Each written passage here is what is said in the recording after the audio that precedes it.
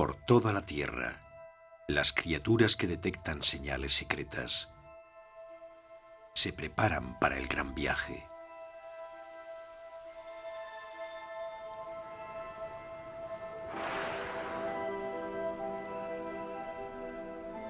A lo largo del día y de la noche, se producen cambios en la temperatura del aire y en el clima, presagios del gran acontecimiento que se avecina.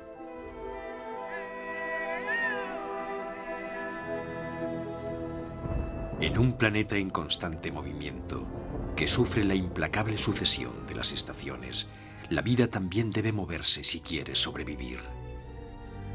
Están a punto de presenciar el milagro de la naturaleza.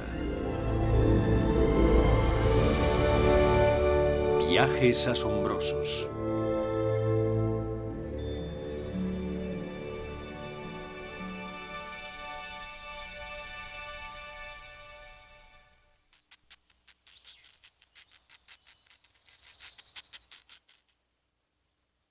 Todos los veranos, millones de pequeñas máquinas de comer se preparan para emprender un extraordinario viaje.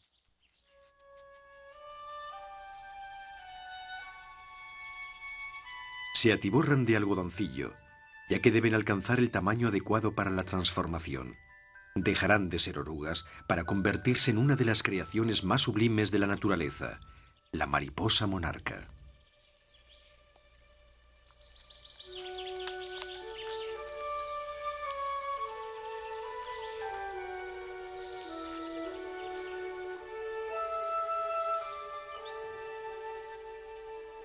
Generación tras generación, millones de mariposas monarcas migran hacia el norte, atravesando Estados Unidos hasta el sur de Canadá. Cada verano surgen hasta 4 generaciones. De ellas, la cuarta, que a simple vista parece igual que aquellas que la precedieron, es especial. El instinto les ordena que no se apareen, sino que acumulen energía, alimentándose del néctar que absorben con su trompa.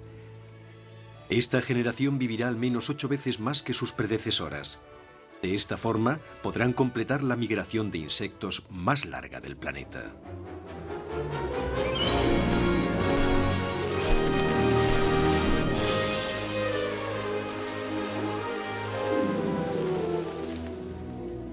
Valiéndose de los vientos, cuando estos les favorecen, recorren unos 150 kilómetros al día. Escapan del frío invierno del norte y navegan hacia un lugar en el que estuvieron sus tataratatarabuelas. Procedentes de 2/3 de Norteamérica, casi 5.000 millones de mariposas viajan al sur, a México, llegando a recorrer hasta 4.000 kilómetros.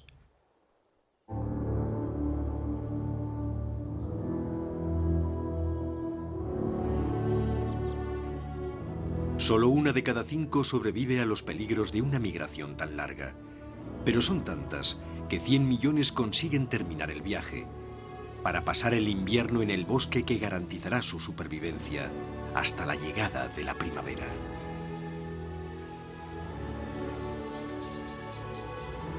¿Cómo algo tan frágil y pequeño es capaz de atravesar todo un continente para llegar a un lugar en el que nunca ha estado? Sigue siendo uno de los misterios de la naturaleza.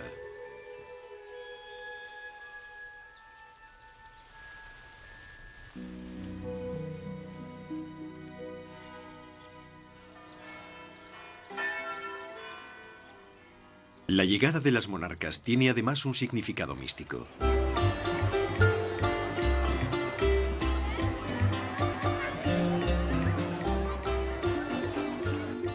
Es la fiesta mexicana del Día de los Muertos.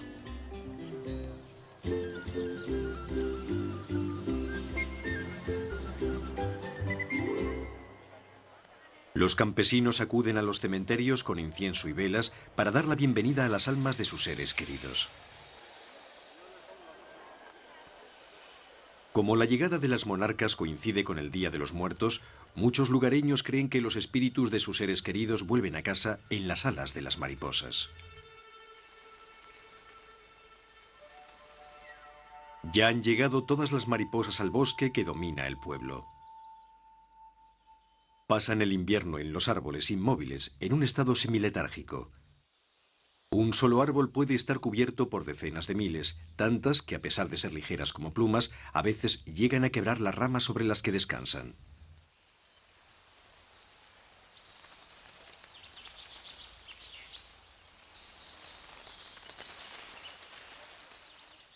Estos retiros de invierno son hoy reservas protegidas, pero para los niños del pueblo este es un bosque mágico.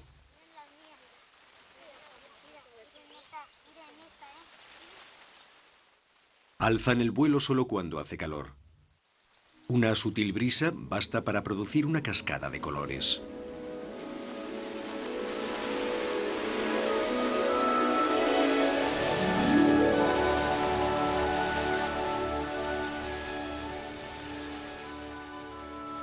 Con la llegada de la primavera, inician la migración hacia el norte. Por fin, ha llegado el momento de que esta generación se aparee.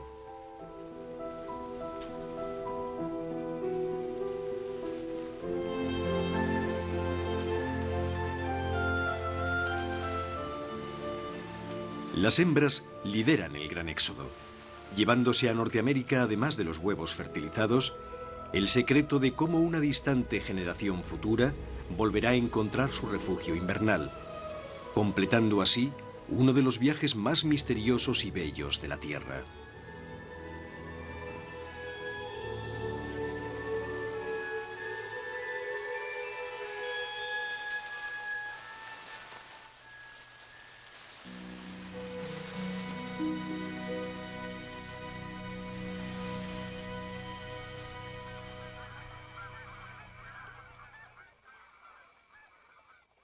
De todos los animales migratorios, ninguno viaja tan lejos ni en tan cuantioso número como los pájaros.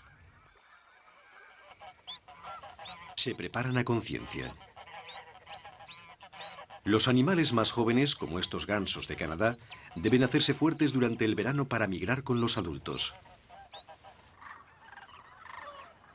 Tienen que acumular combustible de aviación en forma de grasa para poder enfrentarse al largo viaje que les espera. Algunos ganan tanto peso que apenas pueden alzar el vuelo. Pero cuando se acerca el momento, comienzan a inquietarse. Las señales que solo ellos comprenden les dicen que el tiempo y los vientos son favorables, incitándolos a iniciar el viaje y así tomar parte en uno de los grandes espectáculos de la naturaleza.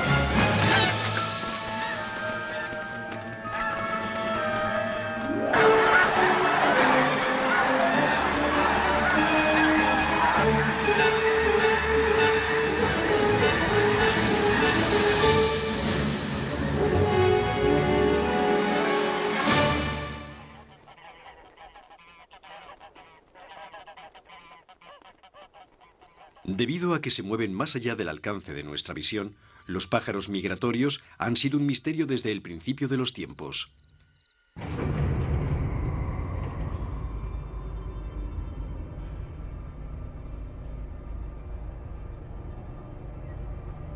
Hoy, gracias al radar, un instrumento pensado para detectar aviones y estudiar el clima, hemos logrado vislumbrar algo de ese mundo oculto.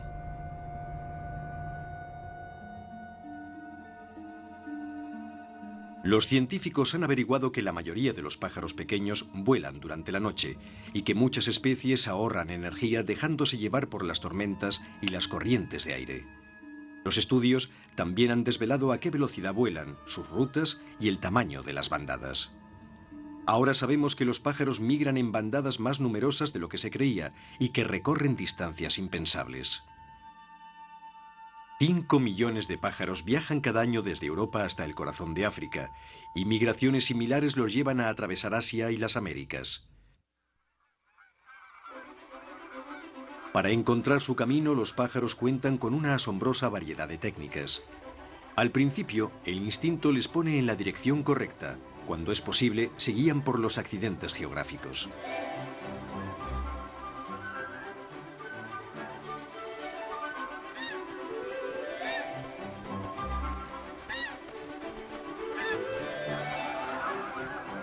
Si no los hay, utilizan la brújula que les proporciona la naturaleza. Muchos se orientan por la posición del sol. Aquellos que viajan de noche parecen guiarse por la puesta del sol, en el oeste.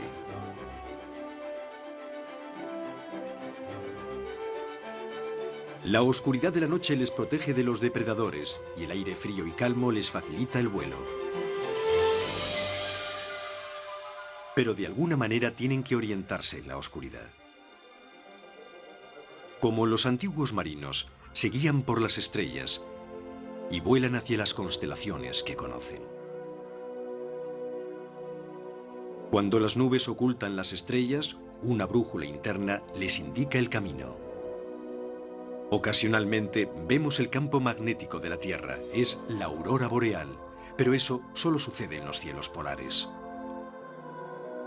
Algunos pájaros tienen en la cabeza una sustancia sensible al magnetismo con la que detectan el dibujo del campo magnético de la Tierra y lo siguen como si fuera un mapa en el cielo.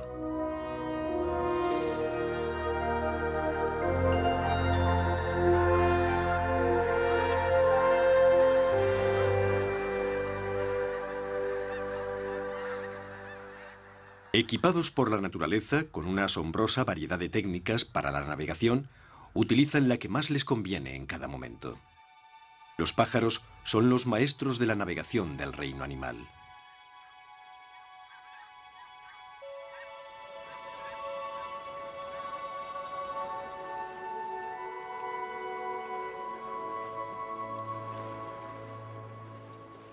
Las frías y ricas aguas del Pacífico Norte proporcionan una gran cantidad de comida a los mamíferos migratorios.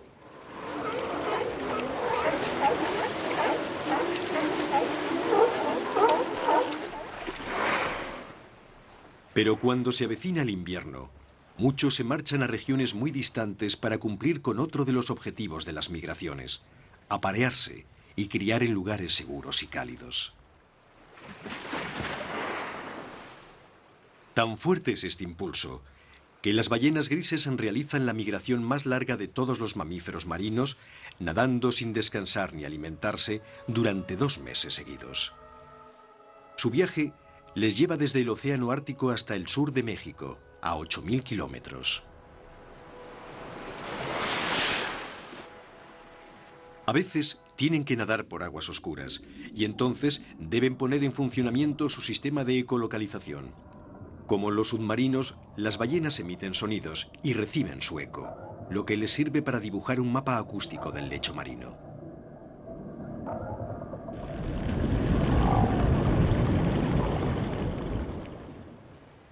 Cuando viajan cerca de la costa, a veces suben el periscopio, quizá para comprobar que van por el buen camino.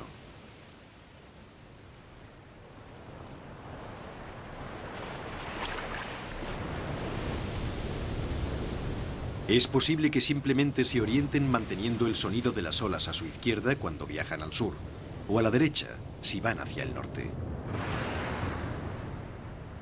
Las hembras preñadas lideran la migración al sur para llegar a México antes de parir. Desgraciadamente, a veces salen demasiado tarde. Los salvavidas del condado han sido los primeros en llegar hasta la cría de ballena de 4 metros. Según parece, es una hembra de menos de una semana. Aún lleva el cordón umbilical. Seguramente la madre emprendió demasiado tarde su viaje al sur y ha parido en el camino a una cría que ahora se encuentra deshidratada y malnutrida. Ya se están realizando las labores de rescate para sacar al animal del agua y llevarlo a un centro especial en el mundo submarino de San Diego, a 2 horas de camino. Tenía que ir muy rápido, tanto como pudiera. El tiempo era fundamental.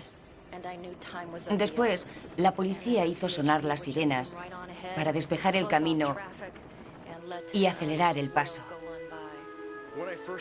Cuando vi a la ballena pensé que estaba muerta. Todos los días vemos cosas así.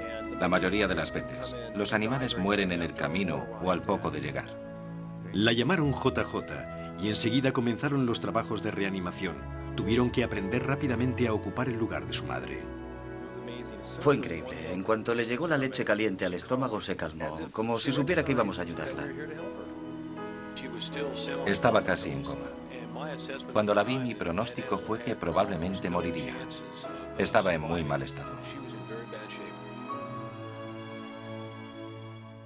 Mientras el futuro de JJ estaba en manos de sus cuidadores, la mayoría de las ballenas llegaban a las cálidas y protegidas bahías de Baja California antes de parir. La regularidad de sus migraciones las convirtió en otra época, en presas fáciles para los balleneros. Ahora son recibidas como auténticas celebridades por numerosos fans que sueñan con tocar una ballena.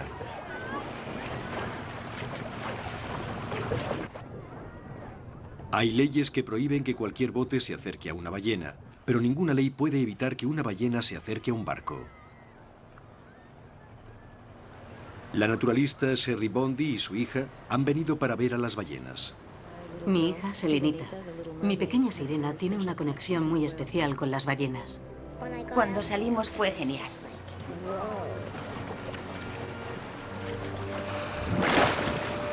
Una vino directamente y pensé, ¿qué está haciendo esa ballena?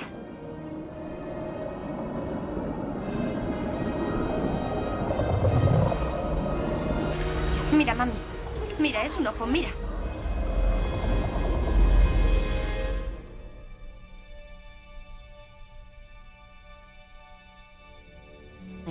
Parecían estar estudiándonos con detenimiento. A veces me pregunto qué estarán pensando cuando nos miran, como nosotros las miramos a ellas. La mayoría de las ballenas son animales tímidos y mantienen las distancias, pero algunas son curiosas. Ocasionalmente una madre lleva a su cría cerca de los botes en lo que parece un intento de presentarla a los humanos.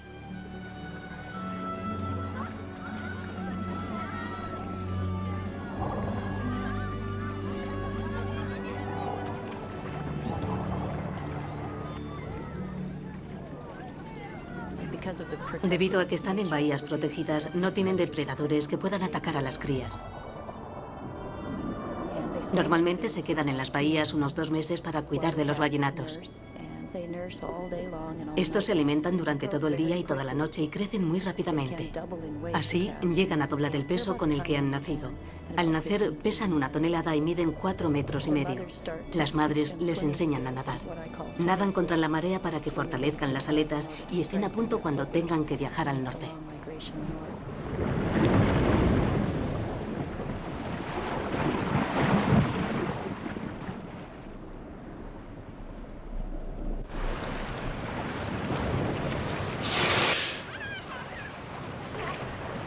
¿Te ha escupido?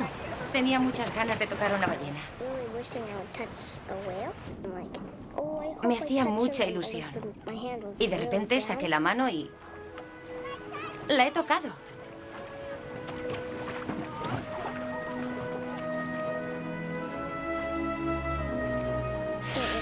Fue como un milagro. Al final de la primavera, cuando las crías están lo suficientemente fuertes, sus madres las llevan consigo en su primer gran viaje al norte para alimentarse en las aguas polares. Sin embargo, hay una cría que no ha podido iniciar su primera migración. 14 meses después de su rescate, JJ ya engulle 225 kilogramos de comida al día.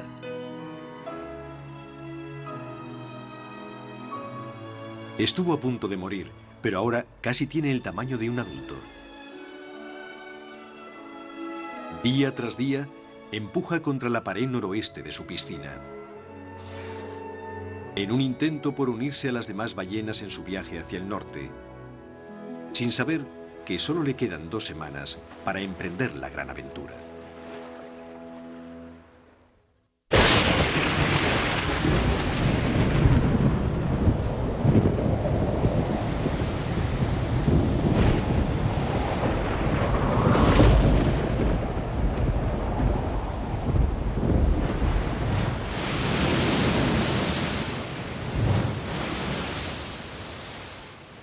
Una de las migraciones más extrañas de la Tierra tiene lugar en la pequeña isla de Navidad, a 1500 kilómetros al oeste de Australia, en el Océano Índico. Todos los años, con la llegada del monzón, la estación lluviosa y la luna se combinan para despertar el instinto reproductor de unas criaturas que emergen del bosque como monstruos en la noche.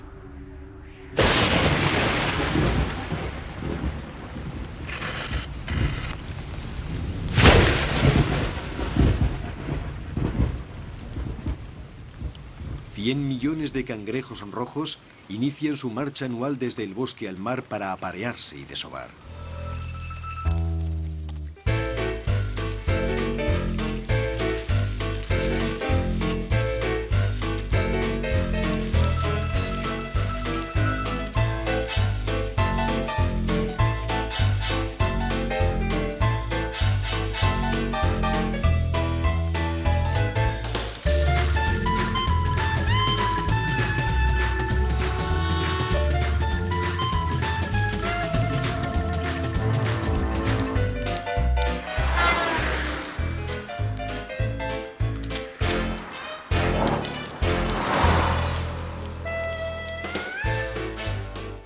Los 1000 habitantes de la isla no calcularon bien la situación de su comunidad y construyeron la ciudad justo en medio de la ruta migratoria de los cangrejos. Pero estas criaturas son inofensivas y los isleños mantienen una relación tensa pero amistosa con sus vecinos.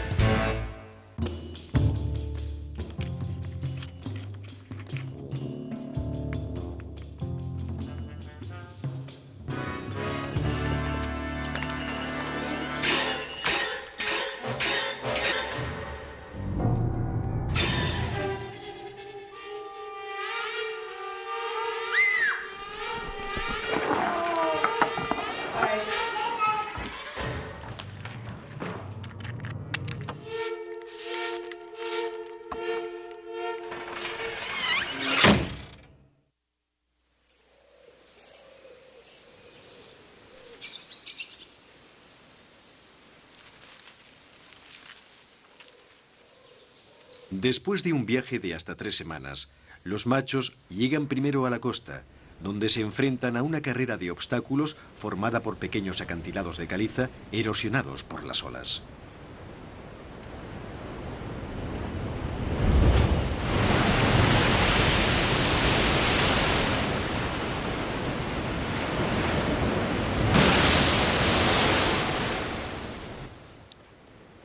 A veces la naturaleza parece caer en sus propias trampas.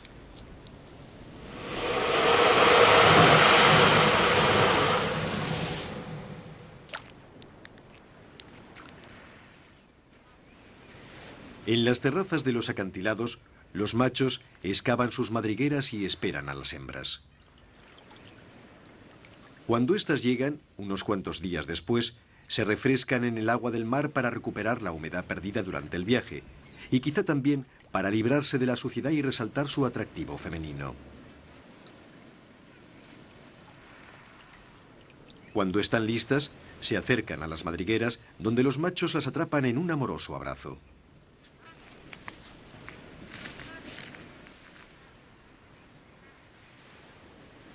Después de la cópula, los machos volverán al bosque dejando a las hembras en la seguridad de las madrigueras, esperando que los huevos ya fertilizados se desarrollen.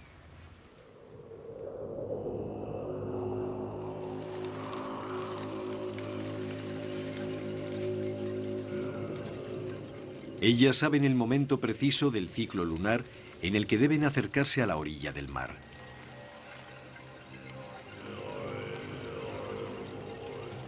La marea alta del cuarto menguante está en su punto álgido.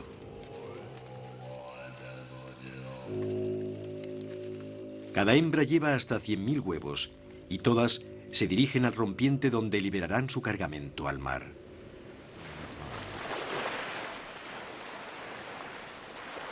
La siguiente generación pasará 3 semanas en el mar como larvas, antes de volver a la isla con el aspecto de un auténtico cangrejo.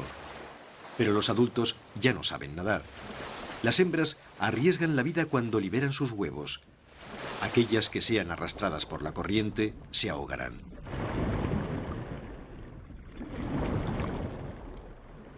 Las supervivientes volverán a los bosques, dejando a su progenie a merced de las corrientes y los depredadores marinos.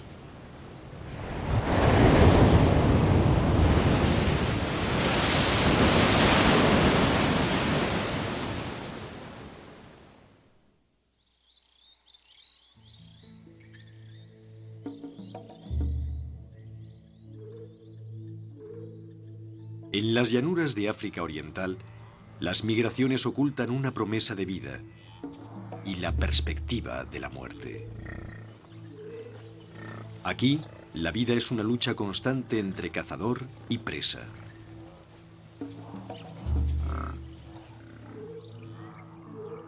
Sin embargo, la supervivencia también viene determinada por las estaciones.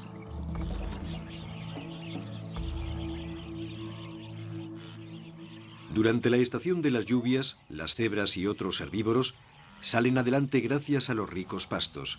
Para ellos, y los oportunistas búfalos, esta es la época de la abundancia. Pero pronto, la sequía castigará la sabana, cambiando la vida de cazador y presa. Para 200.000 cebras, ha llegado la hora de comenzar su migración hacia el norte.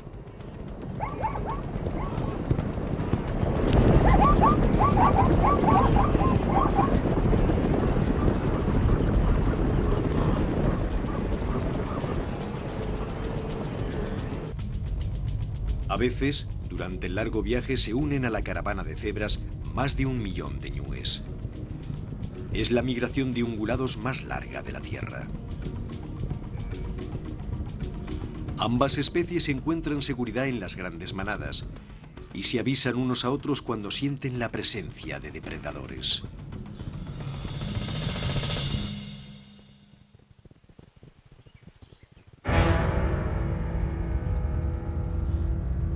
Pero hay otro tipo de peligro.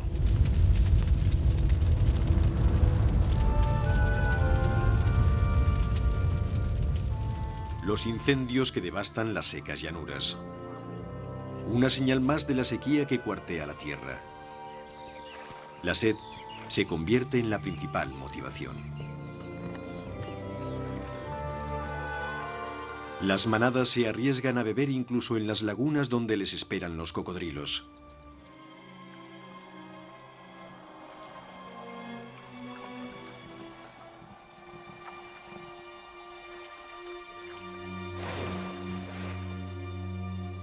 Las cansadas cebras se mantienen alerta. Pero un joven ñu no siente el peligro que se acerca.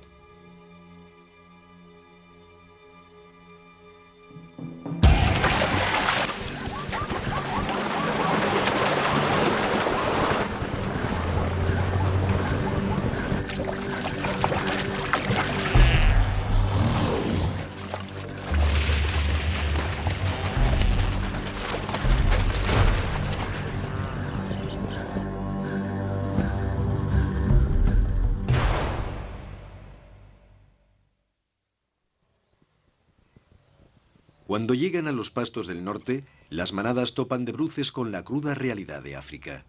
No hay ningún lugar seguro.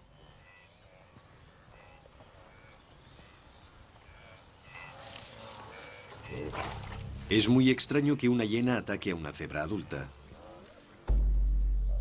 Los potros son presas más fáciles.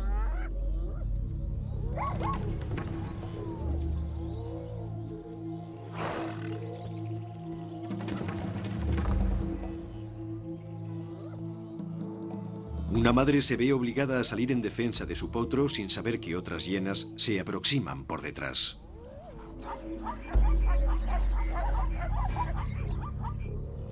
El padre corre en su ayuda.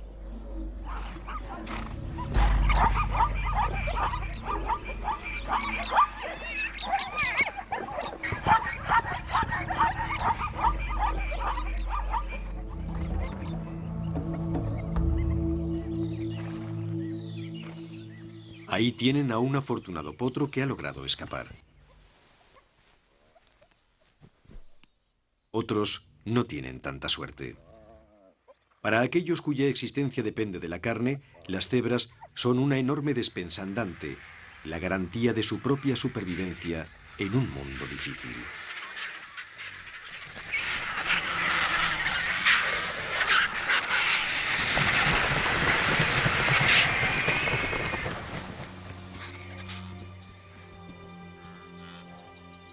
Muchas mueren, pero las que sobreviven se harán fuertes.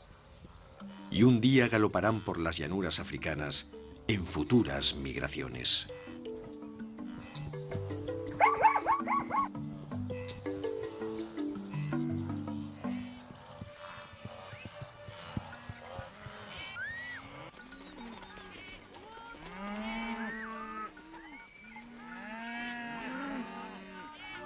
Compartiendo la sabana con las grandes manadas migratorias, vive otra especie cuya historia ha seguido un camino diferente. Su supervivencia está ligada a la de otras especies que también surgieron aquí.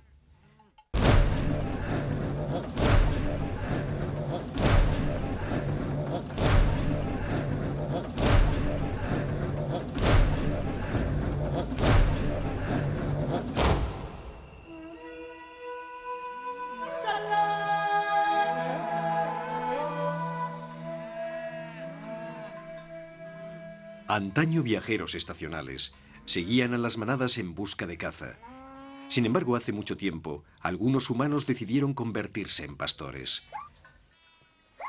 Ya no tenían que perseguir a los grandes herbívoros y podían establecerse de forma permanente. Hoy, como incontables humanos en muchos otros lugares, los Masái y los Datoga todavía conducen sus rebaños a los pastos y los devuelven al corral cada día.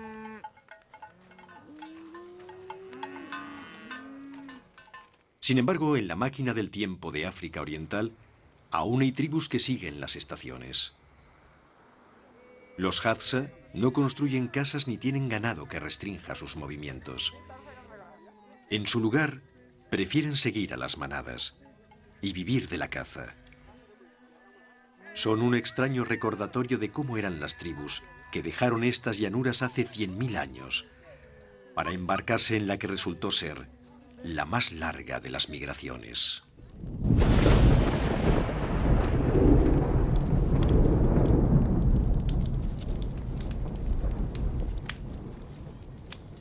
Aquellas tribus eran los antepasados de los humanos modernos.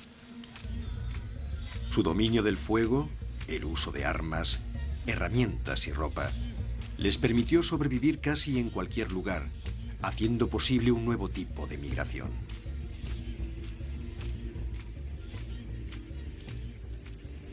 Pequeños grupos de cazadores emprendieron un viaje hacia el norte que los sacaría de África y los llevaría por todo el mundo. No se trataba de una migración estacional, sino de un viaje solo de ida que ha durado 4000 generaciones. Una migración que los condujo hasta los confines de la Tierra. Luego, en un abrir y cerrar de ojos geológico, nuestra especie y nuestra tecnología cambiaron radicalmente el rostro del planeta. Nuestro asombroso éxito ha oscurecido la vida y bloqueado los viajes migratorios de muchas otras especies.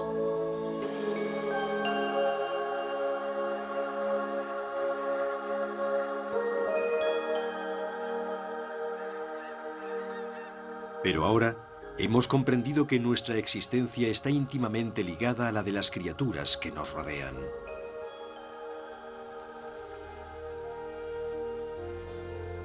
Hemos dejado de ser los cazadores que una vez fuimos para transformarnos en protectores.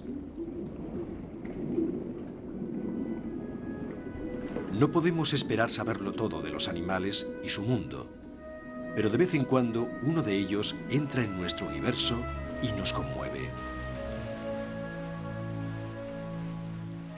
Ha llegado el momento de que JJ vuelva a casa y se reúna con los suyos en su migración anual al norte.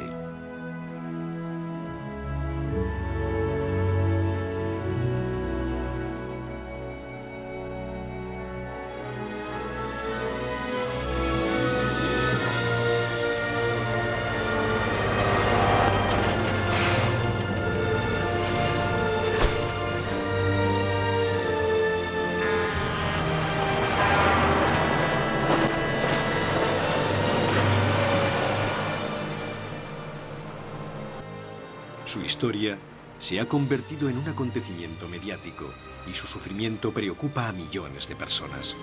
Por fin la llevan a casa, cuidándola como si fuera uno de los nuestros.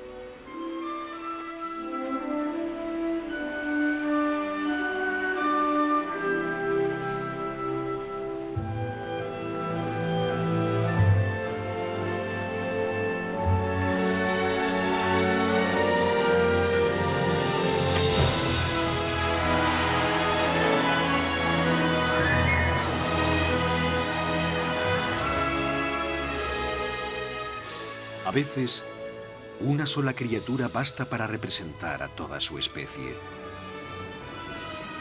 Y en nuestra preocupación por ella, descubrimos cuánto valoramos a todas las demás. En la pequeña isla de Navidad, millones de diminutos cangrejos vuelven de mar abierto, dando sentido a la migración de sus progenitores.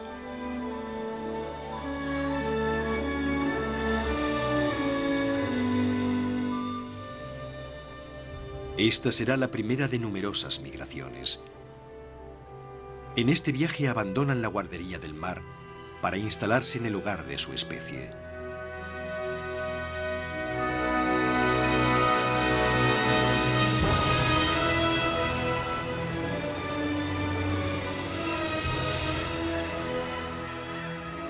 En los pantanos y lagos de todos los continentes se suceden los aterrizajes triunfantes de miles de millones de pájaros que por fin han llegado al final del viaje.